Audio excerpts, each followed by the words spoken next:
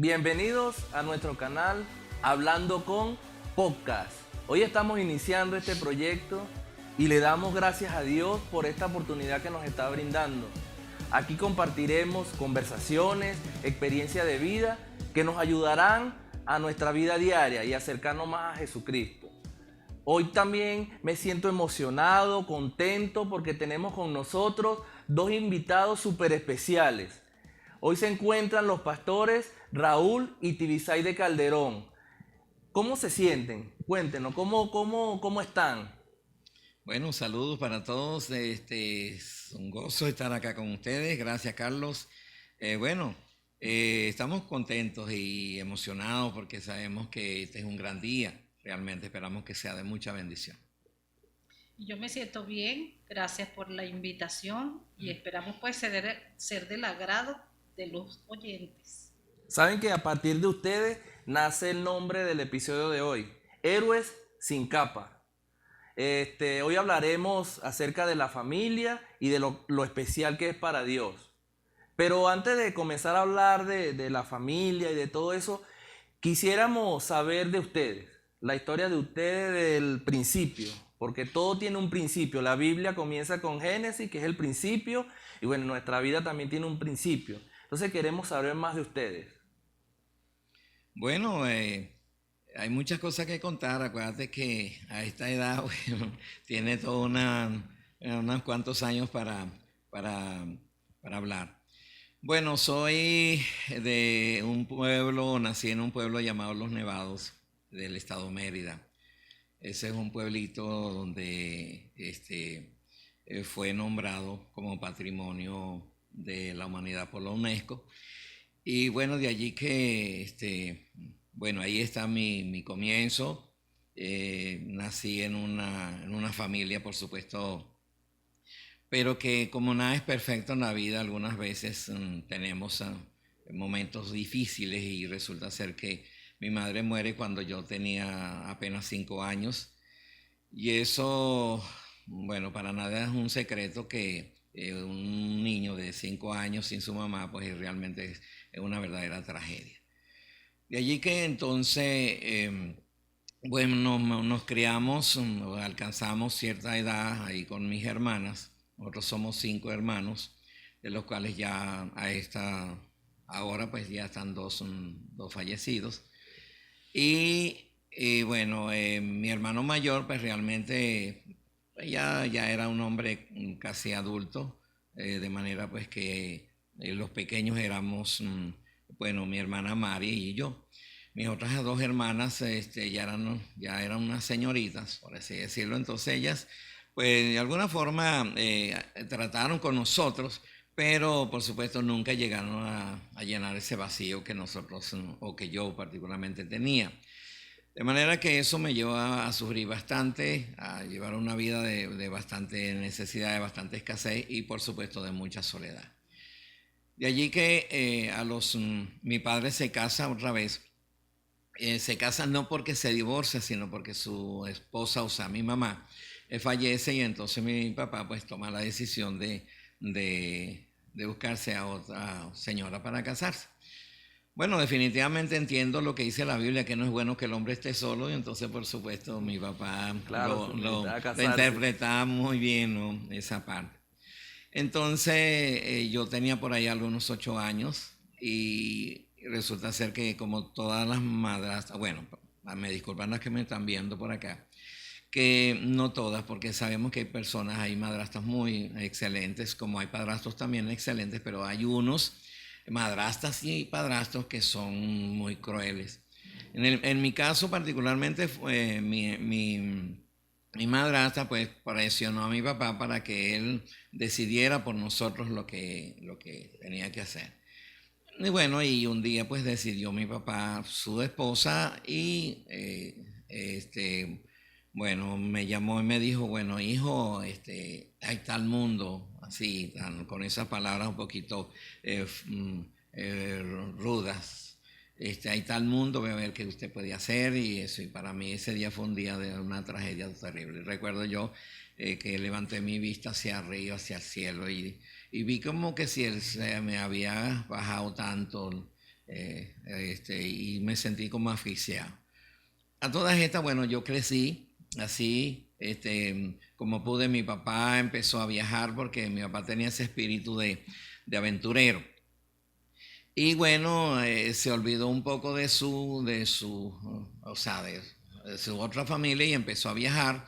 Y junto con él, pues algunas veces me invitaba. A todas estas, pues paseamos por algunos lugares, en particular en los estados Barinas. Allí prácticamente fue donde yo crecí, me convertí en un jovencito de ya de 12, 13 años. Y luego regreso para Mérida, ya regreso solo.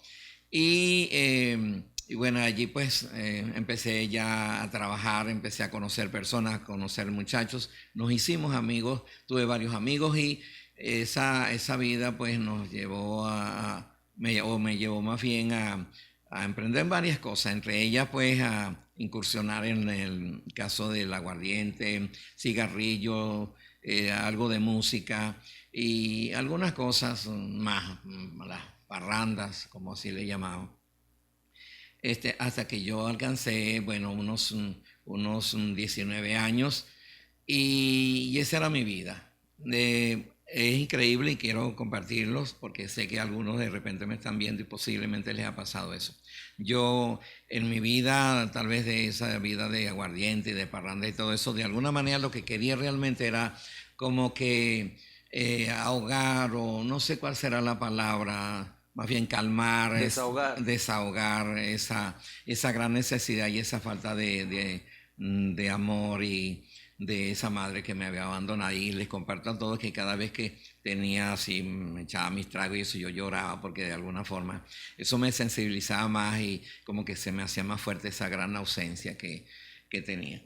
De allí que entonces a los 20 años, un día por la gracia, por la misericordia de Dios, escuché a alguien predicando y eso me impactó bastante. Pero aún no di ese paso de fe, pero mi hermana, ella había aceptado al Señor y entonces la persona que la visitaba a ella y que la incursionaba en las cosas de Dios, un día le pidió que me buscara porque mi hermana le contó mi vida y todo eso. Yo era de las personas que salía los viernes a tomar y a la fiesta y eso y regresaba por ahí el domingo en la tarde. Wow. Y incluso algunas veces el lunes amanecía, llegaba todo sucio, todo bueno, en fin. Nunca fui, por ejemplo, amante de la droga, no, o sea, estoy hablando de por decir, cocaína, marihuana, que por cierto existía igual, un poco diferente, pero también existía para mí. Bueno, y a los 20 años, pues entonces ocurrió algo bien maravilloso en la vida mía. ¿Aceptó al Señor a los 20 años? Efectivamente, eso es algo maravilloso a mis 20 años. Un día esta persona que yo le estoy comentando se llamaba Iriarte. Él le dijo a mi hermana que por favor me invitara para que yo tocara en unos cánticos que ellos iban a tener. Y entonces pues yo me hice al rogar y bueno, o sea, luché para no hacerlo, pero a la larga siempre me convencieron. Y entonces yo fui y él empezó a tocar. Pero mira esto, tú sabes, ese hermano, el hermano Iriarte, era músico, de hecho tocaba bastante bien, mejor que yo.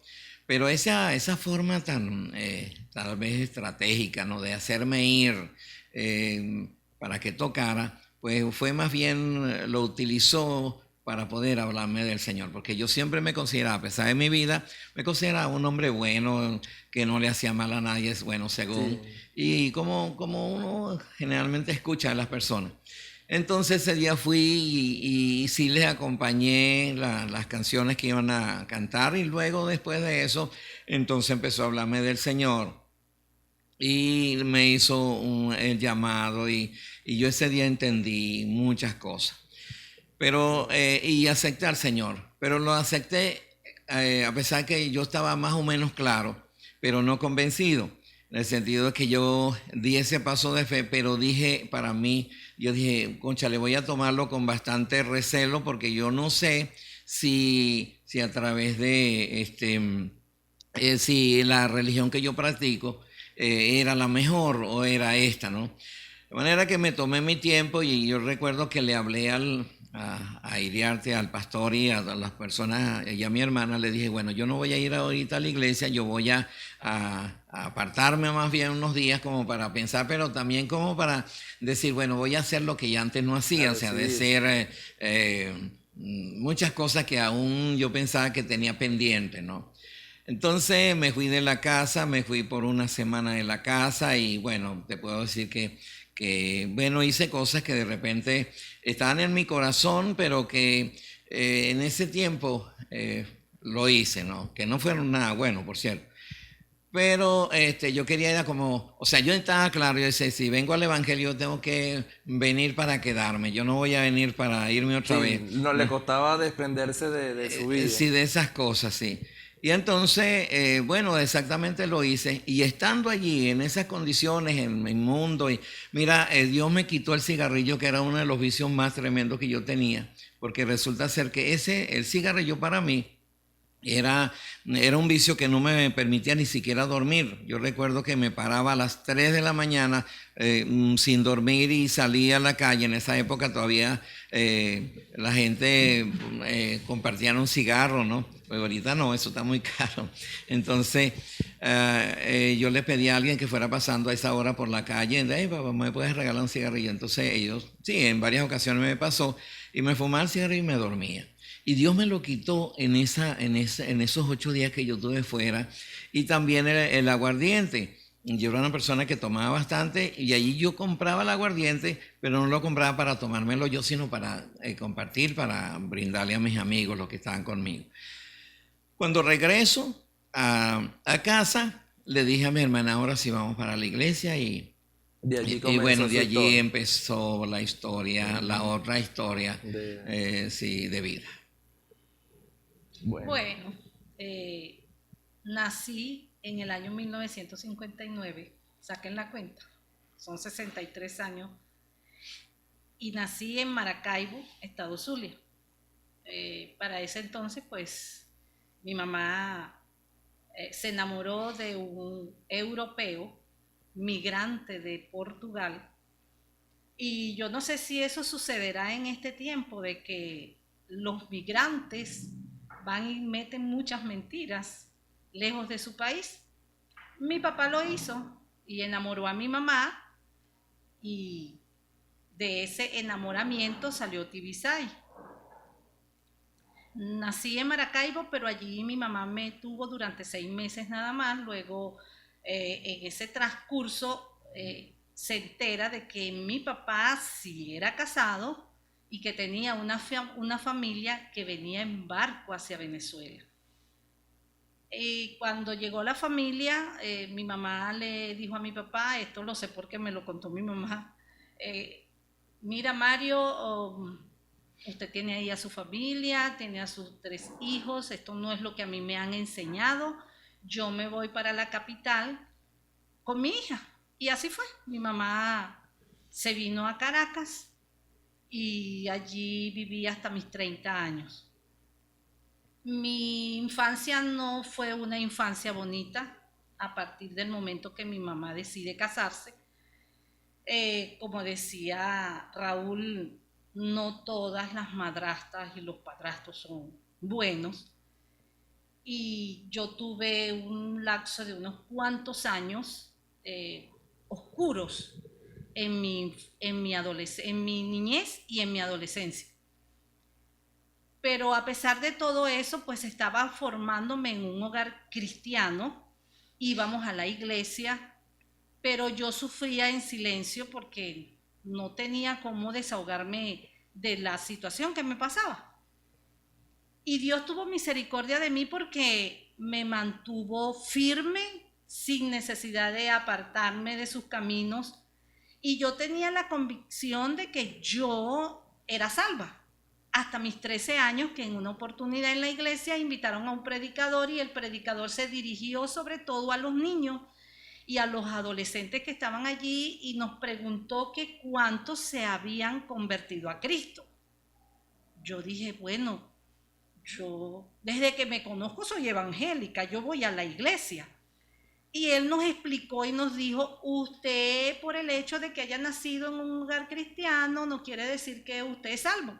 Y a mí me dio mucho miedo imaginarme que yo pensando que era salva yo iba a ir para el cielo. Y él dio su enseñanza y al final dijo, ¿cuántos quieren recibir a Cristo como su único y suficiente Salvador? Y yo levanté mi mano. A mis 13 años pasé a un altar, confesé a Cristo como mi Salvador y puedo decir que desde esa edad pues soy una hija de Dios, aunque lo era anteriormente, pero en mi ignorancia. Inocencia. Yo no, o sea, ya a mis 13 años no era inocente, pero no lo había escuchado en ninguna iglesia. En la iglesia donde me llevaban nunca me habían dicho, ¿quieres recibir a Cristo como tu único y suficiente Salvador? No, y eso es un error, es un error. Gracias a Dios que hace 50 años tomé esa decisión y desde ese entonces hasta hoy le sirvo a Dios. No conocí mundo, comencé a trabajar a mis 16 años, para mí era un mundo totalmente distinto, pero en medio de ese mundo tan pervertido para esa época, Dios me ayudó a guardarme. Y me guardé y nunca probé mundo. Y aquí estoy. Como debe ser y sin importarle lo que pasaron, lo que vivieron, dijeron, no, nosotros queremos hacer una familia tal y como Dios le agrada. Cuéntenos, ¿qué ha significado Dios para ustedes y para su familia? Bueno, para mí ha significado todo. Dios es el todo para mi vida. Mi vida antes del Señor no significaba nada. Le dio sentido fue haber conocido al Señor. En primer lugar, bueno, Dios me hizo su hijo. Y al ser su hijo, entendí que yo, como todo hijo, pues es heredero de las cosas maravillosas del Señor. De manera pues que ahí emprendí otra nueva vida. Dios cambió de alguna manera lo que yo vivía, y no solamente me direccionó hacia otro lugar, sino que también hizo una sanidad en mi mente y en mi corazón.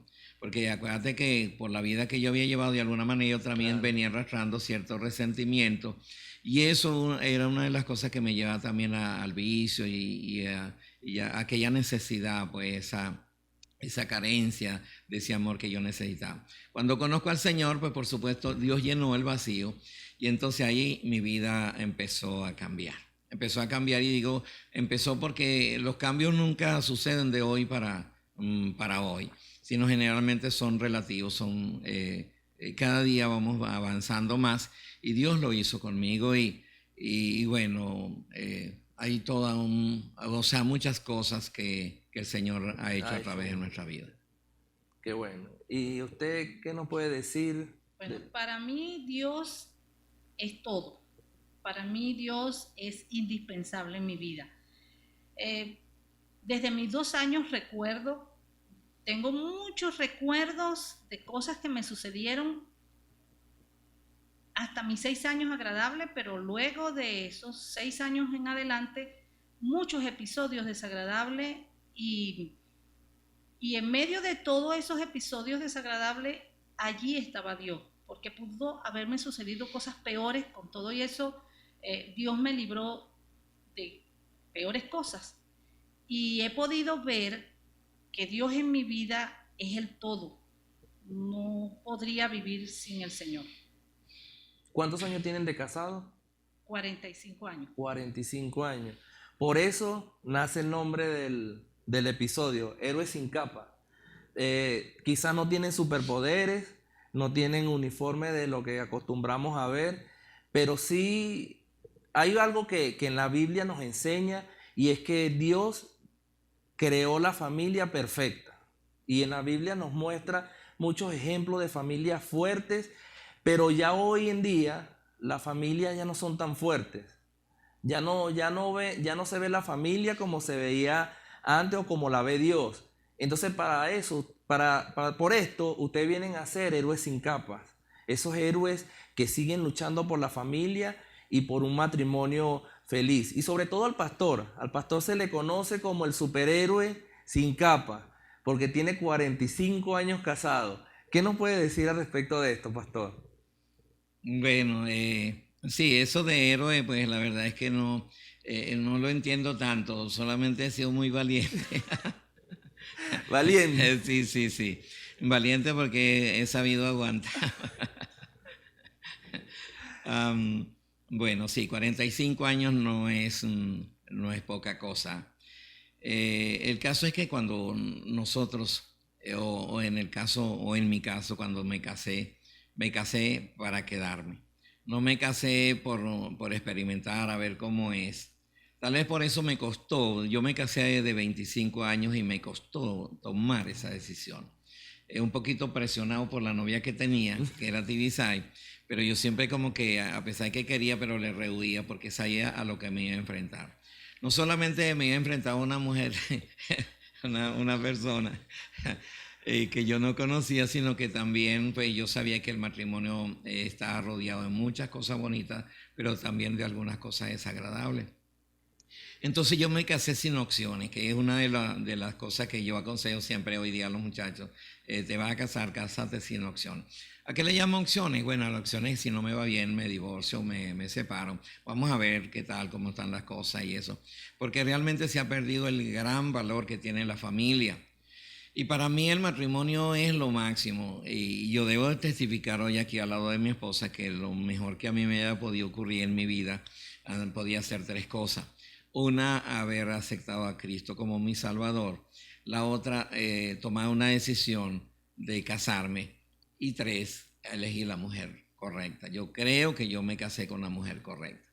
A pesar de que las personas con quien convivía para esa época, los otros amigos jóvenes y las demás personas, entre ellas algunas muchachas que como siempre, bueno, ven a los jóvenes allí como una posibilidad y yo tenía varias allí en la iglesia. No porque me gustaba estar picándole el ojo a alguien en particular, sino que más bien las muchachas son así. No sé por qué las mujeres cristianas les gusta tanto casarse. Entonces una de ellas me dijo, te vas a casar con una juez. De principio me puso a pensar porque yo sabía de dónde venía Tibisay. Tibisay era una mujer que, como ella lo ha dicho, venía de una familia un poquito disfuncional, pero con una madre de esas como nosotros le llamamos en Venezuela, gomista, perejimenista, así, dictadora. Y entonces pues ella se había hecho su fama. Además, acercarse a Tibisay era un poco difícil.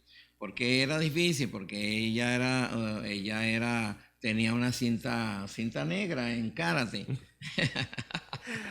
Se defendía con todo. Todos los jóvenes se salían con las espinillas, ¿sabes? Las espinillas, bueno, peladas porque ella pateaba demasiado. Entonces, ella era muy esquiva.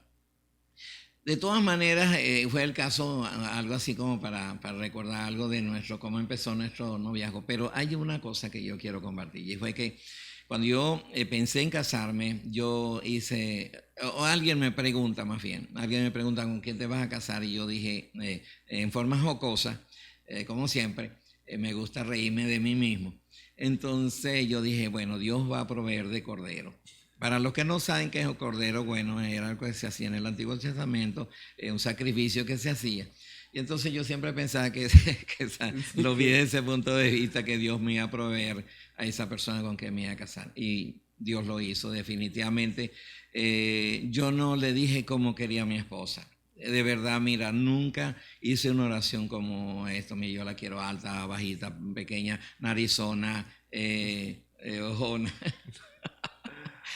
Sino solamente yo creo que Dios conoce perfectamente la necesidad de cada uno y nosotros no podemos poner cosas muy grandes si nosotros no rendimos también ese requisito. Claro.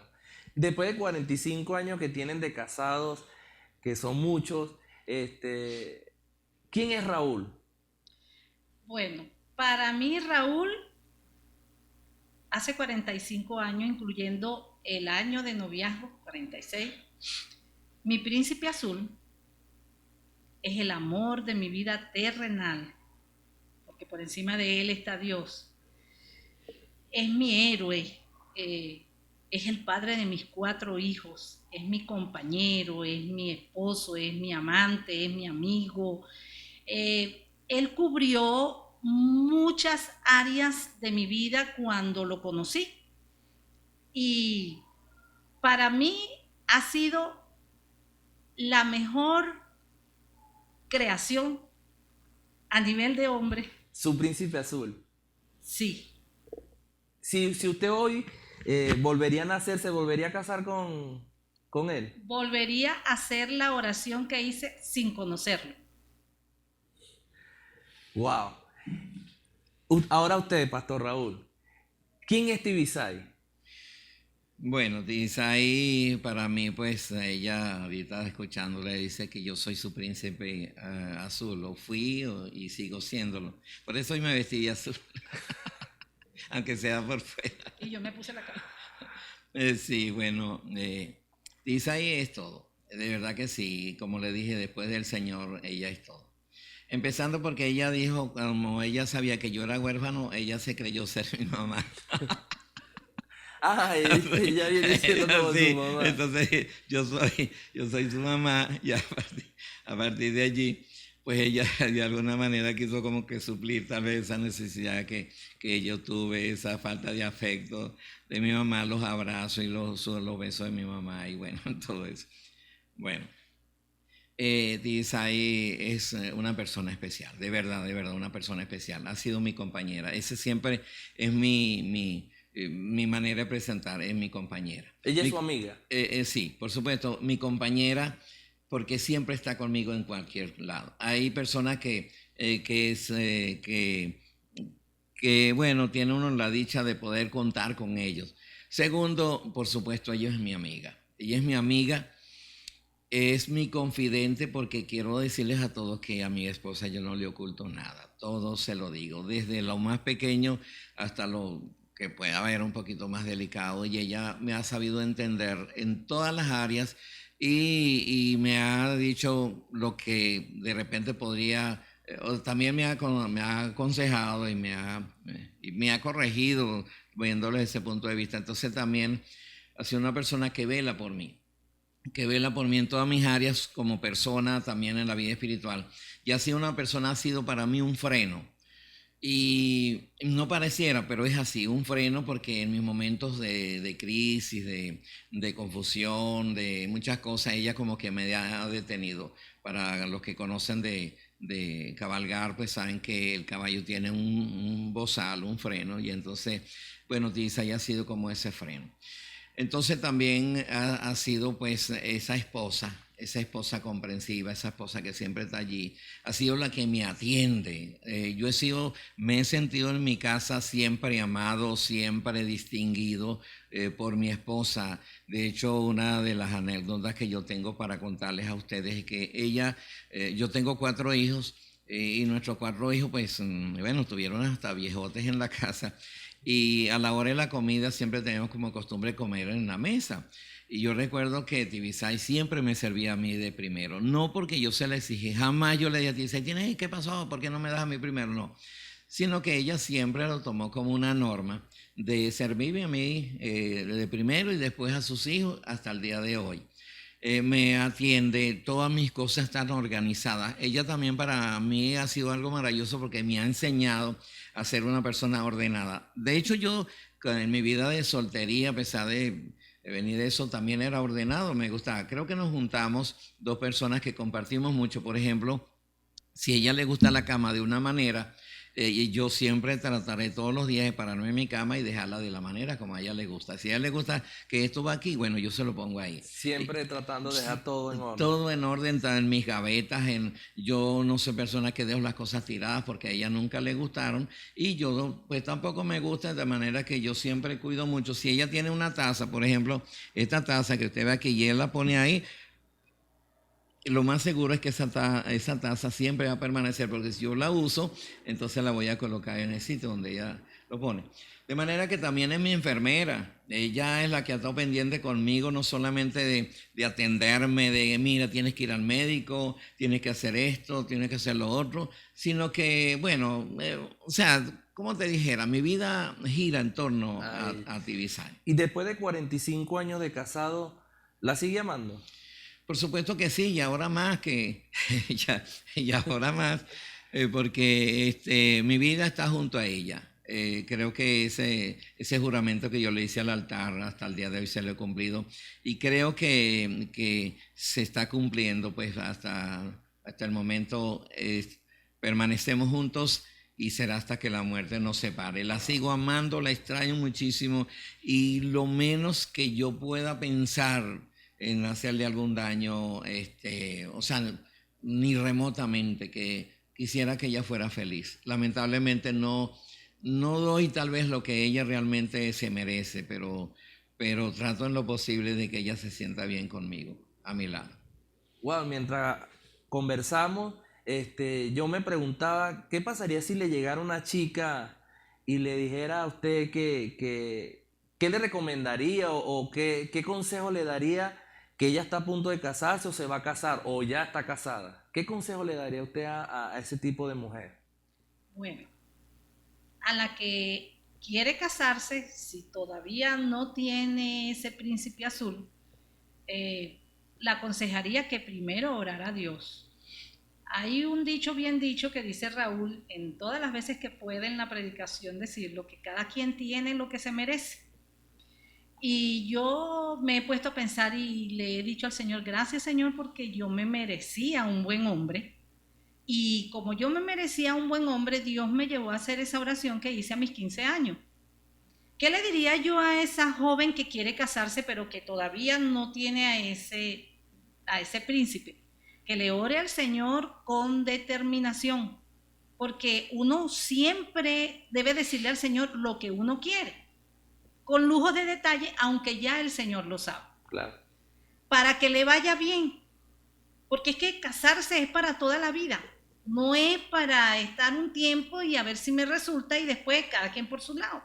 Nadie me lo enseñó, no vi ese ejemplo, nadie me dio talleres para mi tiempo, para mi temporada de adolescente y de joven. No existían esos talleres que hoy por todos lados y por YouTube y por cualquier parte en la iglesia se lo dan a los jóvenes.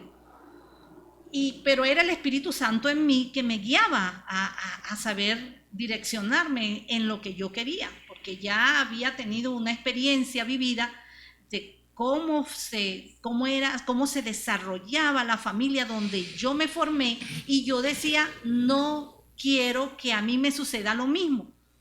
Entonces, ¿qué tiene que hacer esa joven que quiere casarse? Orarle al Señor y decirle tal cual como lo quiere. No es físicamente, porque lo físico es temporal.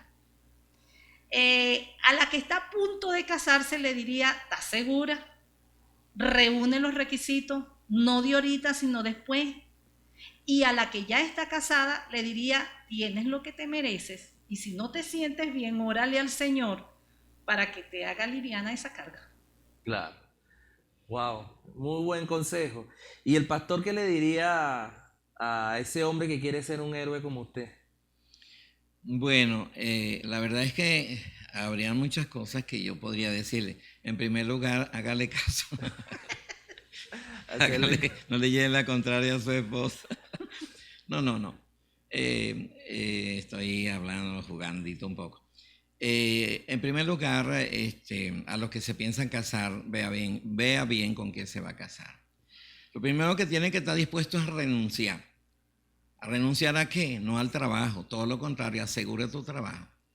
Porque sabe que a partir de allí él va a empezar a ser su proveedor, a tener responsabilidades y a cubrir esa responsabilidad que Dios le ha entregado. Segundo lugar, yo pienso que la renuncia está renunciar a papá. Bueno, a papá casi todos renuncian, pero a mamá. Renunciar a su vida de soltero, a su vida de libre, a su vida del que yo quiero hacer lo que yo quiero, que la casada es mi esposa, yo soy libre para hacer. Tienes que renunciar a él.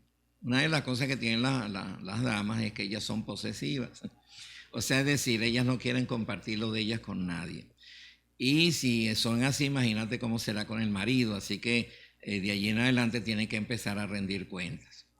Y no se ponga con mucha cómica, porque a la larga, si quieres vivir toda una vida, trata de ser lo mejor que pueda.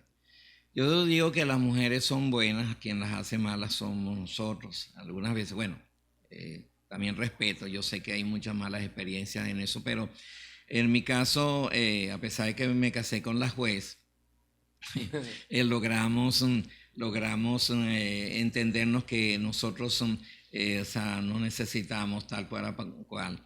De manera que hasta el día de hoy, entonces, he podido entenderla y respetarla tal como él es y podernos llevar bien a través de todo este tiempo. Bueno, en conclusión, estar casado no es fácil. Yo tengo 13 años de casado y no ha sido nada fácil, pero agradecido de Dios y luchando con mi familia, también creyendo en ese principio bíblico, que Dios creó la familia perfecta. Y pastor, para concluir esta hermosa conversación, donde nos hemos sentido muy ameno, ¿qué importancia tiene la familia para Dios y para la sociedad? Bueno, la familia no es la idea de alguien en particular.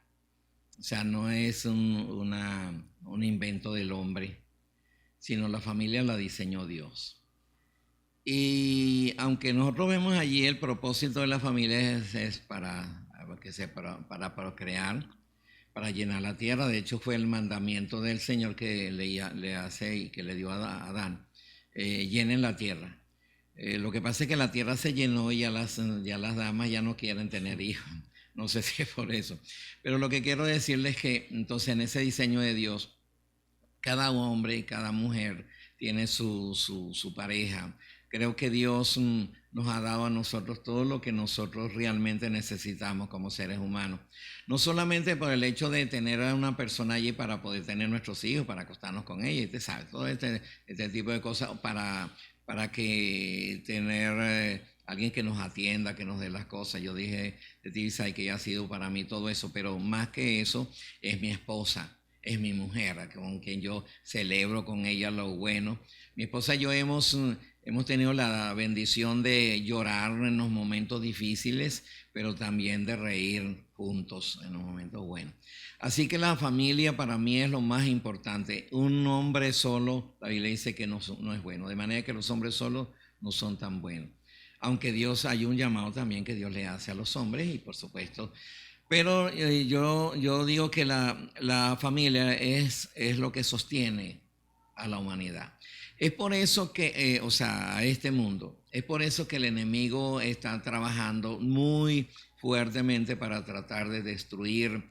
Y hoy por hoy las familias se disuelven. Hay uno de los problemas terribles que es el problema del divorcio, que ya es indetenible en cualquier área dentro de las iglesias, llámese cualquier nombre que lleve, también pues en el mundo secular también sucede. Lamentablemente pues está sucediendo esto y necesitamos pues que esos valores, que se levanten esos valores y que podamos entender que el propósito de Dios no es tener una mujer hoy o un hombre hoy y mañana otro, sino el propósito de Dios es que permanezcamos juntos y que podamos salir adelante. La sociedad, el mundo, yo siempre pienso que el mundo está como está porque las familias se han echado a perder.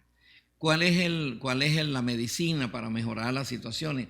La familia. Desde el punto de vista en lo que empecemos nosotros a trabajar en familia, a levantar a hombres fuertes, mujeres fuertes en el Señor, estoy hablando, con valores, entonces cambiará nuestra comunidad, cambiará nuestra ciudad, cambiará nuestro país y cambiará el mundo, porque la familia es lo que lo encierra todo. Es por eso que tiene tantos enemigos, de manera pues que nosotros tenemos que despertar ahora, porque lo que es de Dios debe permanecer. Entonces, esto no se trata se trata de vivir conforme a la palabra de Dios, y una de las mejores cosas es en que la Biblia dice que más a todos los que le recibieron les dio potestad, a los que reciben al Señor les dio potestad de ser hechos hijos de Dios. Yo sé que esto en la carne no se puede lograr, pero si estamos en el Señor, yo creo que nosotros podemos alcanzar esta bendición que Dios ha determinado. Mi manera de animar a las personas es que el matrimonio es lo mejor. O la familia es lo mejor. Siento que el tiempo se va rápido y que gracias a Dios, Dios me ha levantado una familia que nos amamos, nos entendemos, no perfecta, porque nosotros no somos perfectos. Tenemos tantos tropiezos en la vida. De hecho, siempre he dicho que mis hijos algunas veces parece que no fueran hermanos, porque su manera de ser son diferentes, pero somos una familia que nos amamos, nos toleramos, nos perdonamos y siempre estamos juntos, porque el Señor nos ha hecho para vivir en una comunidad siempre juntos. Bueno, muchísimas gracias por habernos acompañado. Ha sido un episodio ejemplar porque estamos hablando de la familia. A todos nos gusta llegar a ser exitosos en la vida, en todo lo que emprendemos. Muchas veces en nuestro trabajo, deporte, en nuestras relaciones interpersonales, es una de nuestras metas principales, querer ser exitosos. Pero muy pocas veces alcanzamos el éxito en donde realmente lo amerita, y es nuestra familia. Nuestra familia debería ser el punto de equilibrio de nuestra vida, donde todos desearíamos o buscaríamos ser mejores cada día, ser exitosos. Antes la familia era esencial para la sociedad. Hoy en día la familia se ha ido desintegrando delante de nuestros ojos, porque nos han estado mostrando modelos de familia que no tienen nada que ver con el plan de Dios. Entonces, cuando hay familias fuertes, las familias vienen a conformar o a ser parte de la columna de una sociedad. Entonces, si tenemos familias fuertes, tendremos una sociedad fuerte, una sociedad diferente. Por eso les invito a que luchemos por nuestra familia y seamos cada día mejor, que podamos ser exitosos a nivel familiar y nos irá mucho mejor. Proverbios 17:6 dice: corona de los ancianos son sus nietos y gloria de los hijos sus padres. Es un versículo integral de la familia. Así que síganos en nuestras redes sociales, comenten, denle like, Hablando con Podcast. Hasta una nueva oportunidad.